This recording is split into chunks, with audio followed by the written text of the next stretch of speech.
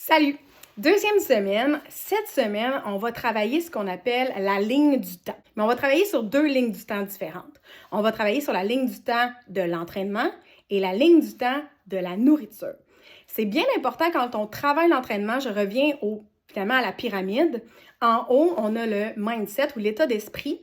Bien, cet état d'esprit-là est vraiment lié souvent à la nourriture. Bref, la nourriture, elle est vraiment pour moi dans le mindset.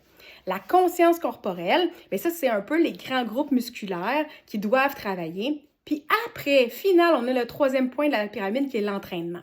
Fait que si le mindset, si finalement votre état d'esprit ne suit pas, bien, c'est clair que l'entraînement ne va pas fonctionner.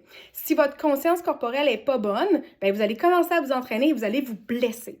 Donc, c'est vraiment là, le mindset, la conscience corporelle, puis après ça, l'entraînement. L'entraînement, c'est le dernier.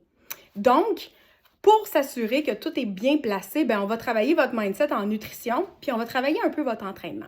Donc, la façon dont on va le faire, c'est qu'on va travailler la ligne du temps. La ligne du temps, en fait, je veux que cette semaine, je vais vous mettre des entraînements, puis je vais vous donner aussi un défi au niveau nutritif, donc au niveau nutrition, à la fin. Et vous allez devoir théoriser vos lignes du temps. Par écrit, dans votre tête, vous m'envoyez un message, ça ne me dérange pas, mais vous allez voir. Donc, on va y aller avec la ligne du temps. On va commencer avec la ligne du temps de la nourriture. Donc, avant de manger quelque chose, avant, comment on se sent? Tu sais, quand on commence à faire « Ouais, j'ai faim. Mangerais peut-être quelque chose, je sais pas. J'ai faim. Prendrais-tu du sucré, du salé? Ouais, je sais pas. » Mais on a une émotion qui vient avec ça.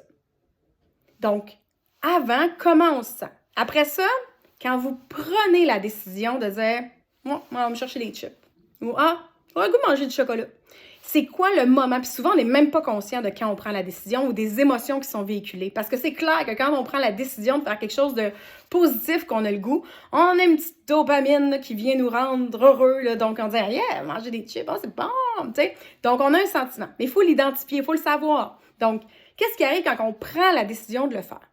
Après ça, votre première bouchée, qu'est-ce qu'elle goûte? Je veux vraiment que vous preniez le temps, là, tu sais, mangez-les, sentez ce que vous mangez. Prenez le temps là, de l'examiner. Moi, je me rappelle de quelqu'un qui m'a déjà dit « Ah, moi, j'aime vraiment beaucoup le chocolat noir. » Parfait. Prends le temps de goûter qu'est-ce que ça goûte. Ça goûte très amer, on s'entend. Faut se convaincre qu'on aime ça un petit peu. Là. Certains d'autres vont dire « Ah, moi, j'aime vraiment ça. » Ça dépend du goût de la personne. Mais ce que je veux dire, c'est entre ça et du chocolat au lait, on s'entend qu'il y a une marge. Donc, il faut savoir qu'est-ce que ça goûte pour vrai. Après ça, la deuxième bouchée, la troisième, jusqu'à temps qu'on commence à manger de façon automatique. Puis là, tu te rends compte que ton sac de chips t'est rendu dans le fond. Qu'est-ce qui s'est passé à ce moment-là? Et surtout, comment vous allez vous sentir une demi-heure, une heure après? Parce que souvent, une demi-heure après, des fois, c'est comme pensez-y. Quand je vous dis « Hey, à soir, on va manger », puis là, prenez l'aliment que vous aimez le plus. Moi, je vais prendre, par exemple, une pizza. Oh yeah, une pizza pour souper, cool! Tu sais, une grosse journée, pas besoin de faire de la bouffe. Yes, une pizza qui arrive, c'est le fun. Comment on se sent après 2 pointes de pizza? Et c'est ça. Donc, comment vous vous sentez après? Puis après ça, comment on se sent une heure après? Puis là, c'est peut-être l'élément culpabilité qui embarque. Je le sais pas, ça dépend de vous. Mais je veux que vous me disiez pour vous cette ligne du temps. Fait que je récapitule. Ligne du temps sur avant de prendre quand notre envie arrive, quel sentiment on a. Quand on prend la décision, quel sentiment on a. La première bouchée, qu'est-ce qu'elle goûte? Et après ça, une demi-heure après, une heure après, comment on se sent? Donc, c'est vraiment ça que je vous demande de faire. Je le demande pour la bouffe, mais aussi pour l'entraînement. Donc, on va faire la même chose, mais question entraînement. Avant de faire votre entraînement, tu sais, vous savez qu'il est là, il tourne dans votre tête. Là. J'ai du vélo à faire aujourd'hui, j'ai une marche à prendre, j'ai tout. Comment on se sent? Est-ce que ça vous crée de l'anxiété? Est-ce que ça veut dire comment je vais le placer dans mon horaire? Comment je vais faire? Tu sais, quels sont les sentiments avant? Quand vous prenez la décision de vous entraîner, là, vous prenez la décision de mettre vos souliers, comment vous vous sentez? C'est-tu un sentiment de force ou de « yeah, je vais m'entraîner » ou c'est un sentiment de « ah, ça va être là ». Comment vous vous sentez? Après ça, dans les premières minutes de l'entraînement, on se sent comment? Tiens, le début, moi, je peux vous le dire, j'haïs ça, les premières minutes de l'entraînement, je déteste ça.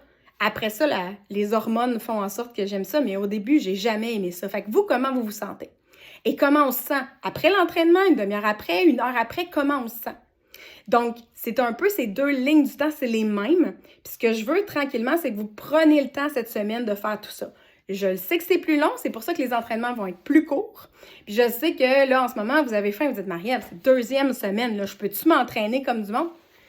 Petit à petit, si vous faites tout le travail de mindset psychologique avant, ben ça va être plus durable. Oubliez jamais, mon but à moi, c'est de vous comprendre pour faire en sorte qu'on peut faire le minimum de changements possible pour un maximum de résultats. C'est ça l'idée. Donc, si finalement je prends le temps de bien analyser puis que vous preniez le temps de bien analyser qui vous êtes et comment vous travaillez, bien, ça nous aide tout le monde à faire en sorte qu'on trouve les meilleures habitudes de vie pour vous. Et là, même si vous avez un objectif de triathlon, de marathon ou juste d'être mieux dans votre peau, puis je dis juste, c'est ça le but plutôt, c'est d'être mieux dans sa peau, peu importe ce que vous voulez faire. Et moi, ce que je veux, c'est qu'après 2022, vous soyez autonome, puis que vous ayez besoin de moi pour faire autre chose que nécessairement vous coacher à développer des saines habitudes de vie. Donc, lâchez pas cette semaine. J'attends donc dans votre TP, vous pouvez m'envoyer ça par texto, par message, peu importe, mais je veux avoir votre ligne du temps. Puis même, je vais aller plus loin, vous allez voir dans votre TP, je vais vous mettre un petit devoir, je veux même entendre la conversation entre votre petit ange puis votre petit démon. Au niveau de la nourriture, au niveau de l'entraînement, les deux, mais je veux avoir la conversation, genre, ange dit, vas-y, va t'entraîner, démon. Ben là, tu pourrais rester couché, il est quand même 6 heures du matin. Ange, oui, mais là, dans la journée, tu n'auras pas assez de temps. Ben oui, tu vas le trouver, on va le faire plus tard. Tu penses? Oui, peut-être. C'est ça que je veux comme discours, pas nécessairement le mien, mais le vôtre. Ça va être important pour la suite des choses. Là-dessus, je vous laisse travailler. Bon lundi, amusez-vous, puis on se reparle en fin de semaine. Bye bye!